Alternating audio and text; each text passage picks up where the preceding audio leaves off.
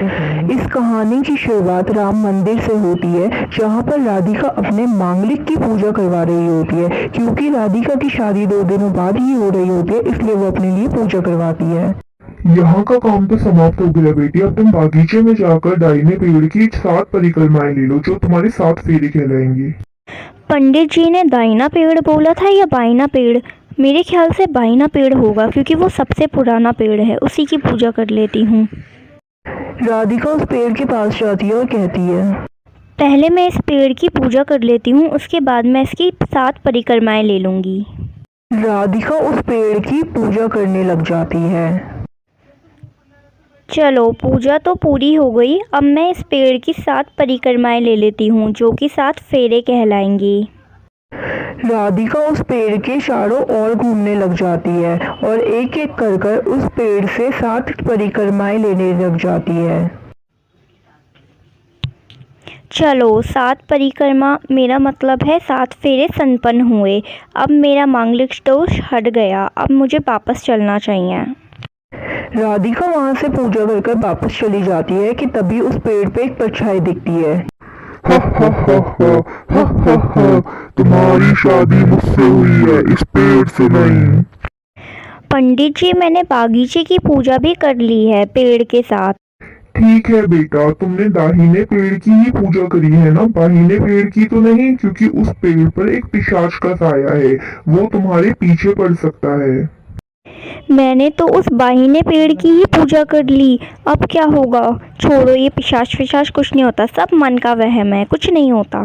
पूजा किए हुए अब 2 दिन बीत चुके होते हैं और राधिका की शादी भी हो जाती है और वो अपने ससुराल भी आ जाती है। एक दिन की बात है, राधिका कमरे में सो रही होती है कि तभी वो पिशाच भी वहाँ आ जाता है, जिसे देखकर राधिका चौंक कर उठ जाती है। बचाओ बचाओ, भूत भूत, भागो यहाँ से, भागो, यहाँ से जाओ, भागो यहाँ से। मैं कहीं नहीं जाने वाला, पति हूँ मैं तुम्हारा, शादी करी है तुमने मुझसे। हा हा हा हा। क्या बकवास कर रहे हो? मैंने कोई शादी नहीं करी तुमसे। जाओ यहाँ से, भागो। तुमने अपनी पहली शादी उस पेड़ से करी थी और उस पेड़ पे मेरा वास है, इसका मतलब तुमने मुझसे शादी करी थी। हा हा हा हा। वहीं दूसरी ओर गोपाल अपने कमरे की तरफ जा रहा होता है। अरे ये क्या, तुम अभी तक सोई नहीं? क्या कर रही थी तुम अब तक? भूत से बातें, मेरा मतलब है तुम्हारा इंतजार। चलो, चल के सो जाते हैं अब। राधिका और गोपाल मिलकर सो जाते हैं कि तभी वो पिशाच वहां पर आ जाता है और गुस्सा करने लग जाता है कि मेरी पत्नी किसी और के साथ कैसे सो रही है, और वो गोपाल को लात मार के नीचे गिरा देता है। राधिका, ये क्या बर्ताव है? तुमने मुझे लात मार के नीचे क्यों गिराया? तुम्हें बेड पे अकेले सोना था तो बता देती, मैं काउच पे सो जाता, मुझे लात क्यों मारी?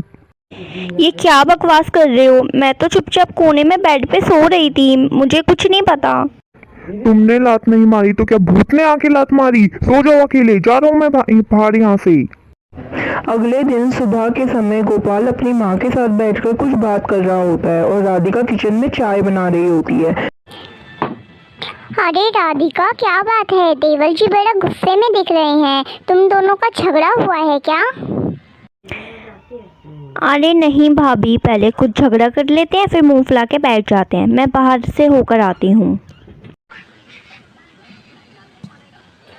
अरे बहू, अच्छा हुआ तुम आ गई, तुम्हें ही बुलाने वाली थी। जल्दी से तैयार हो जाओ, बड़ी बहू तुम मैं मंदिर चलेंगे, एक पूजा रखवाई है। तुम कहीं नहीं जाओगी, यहीं रहोगी, कोई पूजा में नहीं जाओगी तुम, समझी? इसी घर में रुको तुम। अरे बहू, जल्दी नीचे आओ, कितना समय लगाओगी? देरी हो रही है, जल्दी आओ। वो भूत राधिका के शरीर में प्रवेश कर लेता है और कहता है, अब मैं इन्हें अपना असली रंग दिखाऊंगा। हा हा हा हा। गोविंद की माँ अपनी बड़ी बहू से कुछ बात कर रही होती है कि राधिका आती है।